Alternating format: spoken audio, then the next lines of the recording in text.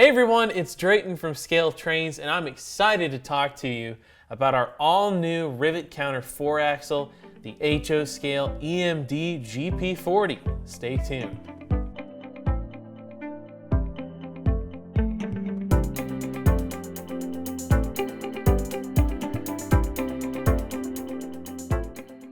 So all of our Rivet Counter HO Scale EMD GP40s are equipped with ESU Loc Sound 5 and the Power Pack, which will allow your locomotives to operate over the dirtiest track and most troublesome switches. So just like the prototypes, your L&N GP40s are definitely old and reliable.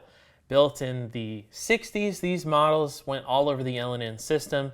And, you know, there's really not anything significant to point out on the L&N GP40s other than the fact that they have a 2,600 gallon fuel tank. Some of the L&N units had larger fuel tanks. These have 2,600 gallons. Of course, you got the early paint scheme. You've got a firecracker antenna. And then, of course, you've got the Leslie RS3L air horn mounted just above where the number boards are. And boy, does that horn sound really good. You've got standard exhaust, stack, dynamic brakes. Just a pretty standard workhorse locomotive, but it served the L&N well. And eventually were repainted, and many of these, almost all of them actually, ended up on the CSX roster. So that's a testament to EMD. Even their locomotives, without all the bells and whistles, really truly performed well. I mean, even today, some of these GP40s are on CSX's roster, rebuilt, of course, to -2 spec. So really cool to have the L&N as delivered here in this first run. Well, whenever I see the Penn Central Railroad, I'm a church-going guy, so the first thing that comes to mind is wormwood, the Penn Central worm. And just like wormwood in the Bible, Penn Central was cursed. They just didn't last for very long. There's basically two railroads that got married that never should have, and well, we all know how that turned out. Unfortunately for Penn Central, they couldn't afford the best and the newest and the latest and greatest locomotive, so in often cases, when a new locomotive came to market, they would lease it. And essentially what happened with Penn Central's 170 GP40s, they leased the locomotives from EMD for 15 years. And they were pretty Spartan as well. A lot like the L&N, there's nothing that really jumps out. One notable difference between the L&N and the Penn Central is that the Penn Central has a much larger fuel tank. You've got the Sinclair antenna, same kind of horn. Horn sounds fantastic on all of these models. Of course, you got your walkway lights and all that good stuff. But these locomotives lasted in this appearance until the mid-70s, around 77, 78, once Conrail really started, getting going and doing their own branding and reporting marks. Even for a while, though, these locomotives continued to run the rails in black, but with simple Conrail lettering, just CR on the side, which would be very easy to do. You could easily renumber these models, remove the Penn Central markings, and add Conrail on there for your particular road number that you fancy. And tell you what, they're great runners. Unlike the real Penn Central, these Rivet Counter models are smooth. So you're going to want to pick up a Penn Central model today. All right, from one bankrupt railroad to the next, we're going to talk about my personal favorite Western railroad, the Milwaukee Road. And you know what? The Milwaukee Road may have gone all the way to the Pacific Northwest, but they also went as far as southern Indiana, reaching almost Louisville. And they ran a lot of coal trains on that line. And it's just kind of crazy when you look at a map of Milwaukee Road. It just makes you scratch your head like, why did they go there? Why did they build this line and that line? And really the answer was grain. They needed to be able to serve various different elevators in the Midwest. And they had a lot of lightweight branches that needed 4-axle locomotives. And so initially they turned to EMD for the GP9s, and they loved the GP9s. Some of my favorite Milwaukee Road locomotives in photographs are the Jeep9s. They just look great out in the prairie. And while that may have been the case, they needed another locomotive that could serve those grain elevators and also be able to handle mainline freight trains as well. Another feature I wanted to point out is on the Milwaukee Road, the logo is a separate piece, it's a separately applied piece, and so is the number board plate on top of the locomotive. So just like the prototype, separately applied pieces. Pretty cool. Her name is Rio, one of my favorite Duran Duran songs. Today we're going to be talking about the Rio Grande GP40s, and you know, one thing I really like about this road name is just the large billboard lettering, and it's arguably the most popular of the two different paint scheme variations. The road numbers we're offering in this run are for 70s, 80s, and early 90s era modelers. These locomotives were delivered in 1971, adding to Rio Grande's roster, making it 43 total units. They were used in mainline service and also branch line service. There's some really great photos of these GP40s working in branch line service. You know, on the line, the potash line, just amazing the places these locomotives went with, just the synonymous desert scenes and Rocky Mountain scenes. And I always liked Rio Grande's slogan, through the Rockies, and that's exactly what they did. And its research shows that non-turbocharged locomotives did not fare as well as turbocharged locomotives. So that's really why the Rio Grande had so many turbocharged locomotives. And I say that because in higher elevations, they just perform better. And so the GP40s fit right in with Rio Grande's roster. These locomotives, they were used sometimes in consists of 7, 8, 9 locomotives, climbing the Rocky Mountain grades, the Big Ten curve. Our good friends from Virtual Railfan have a camera there. And you know, it just kind of gives you an idea of what it was like to see the Rio Grande operate back in the day. But one thing I wanted to note about these particular road numbers is we're offering two different styles of number boards. So one road number, the 3092, has the original EMD style number boards.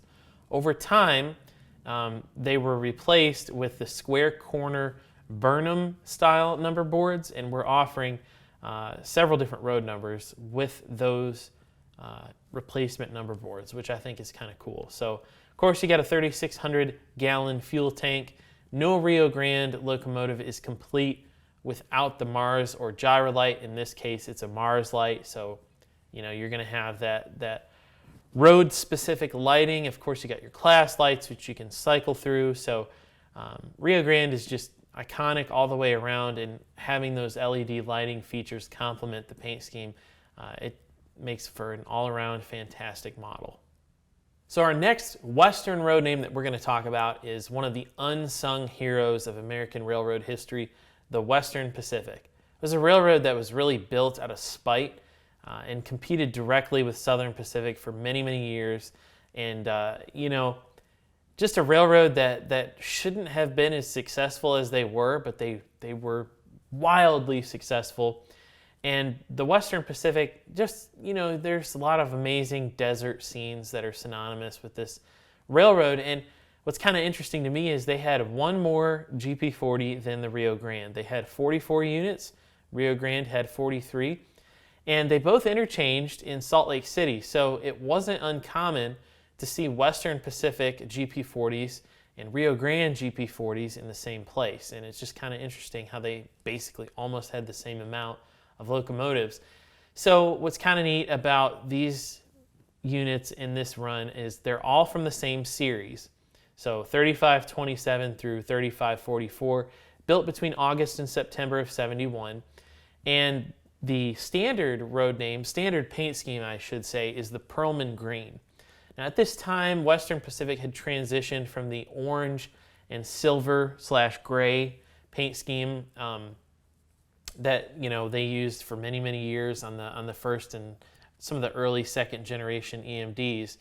And they kind of switched over to this dark green and orange scheme. It's really, really vibrant. It just pops out at you, and it's like, wow, it's an interesting looking scheme.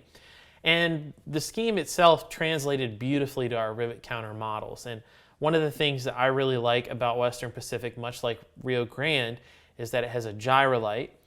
The Rio Grandes in this run, like we mentioned earlier, have Mars lights, which varied. Sometimes Rio Grande locomotives would have Mars lights, sometimes it would be gyro lights. On Western Pacific, it was gyro lights. And on their early versions of GP40s, not in this run, they had the large barrel style light on the top, but they eventually switched over to more standard EMD lighting just for, easier maintenance purposes and things like that.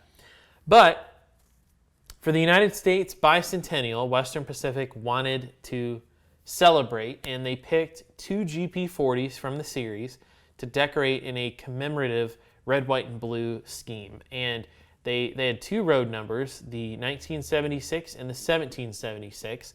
There's a lot of neat features on these models, namely the location of the stars. There's different star placement on each. Even though the paint schemes are similar, they were slightly different. These were hand applied, not like today, where you have these really detailed paint and lettering diagrams. Back then, they did their best to match each locomotive, but they didn't always get it exactly right. And so it's kind of cool to have that variation on the locomotives as well. One of the things I really like are the signage that's on the side of the locomotive. You've got the large eagle on the 1976 and the Western Pacific sign.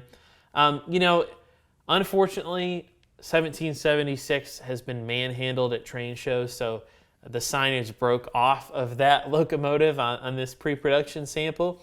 But rest assured, on the production versions, you'll get all your signage. On the 1776, you've got the wavy flag. On the 1976, you have the solid flag. The wavy flag is actually the Betsy Ross flag. And on the 1976, you've got all 50 stars on there, which is pretty cool. So on the 1976, there are white cab window gaskets. On the 1776, there are black cab window gaskets. So there definitely is some variation there. One kind of interesting historical fact is the 1976 still exists today. It ended up on Union Pacific's roster, was repainted, and then eventually was sold to a short line. After that, it ended up with CEFX and is currently in leasing service. 1976, it's still out there. So if you want to get pictures of that locomotive in its current scheme, I believe it's somewhere around Missouri. 1776, on the other hand, that locomotive was involved in a derailment, and unfortunately, it was scrapped. So not around anymore, but you can replicate the bicentennial locomotives on your HO scale layout.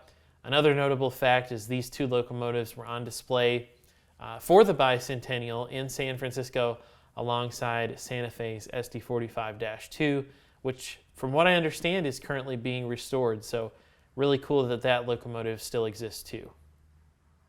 All right, so the final road name that we're going to talk about in our first run is Chicago and Northwestern. Now, these locomotives were not original to the CN/NW roster. They're actually former New York Central. They were among the first GP40s ever built, and they were actually from EMD as leasers, and they had a 15-year lease on them.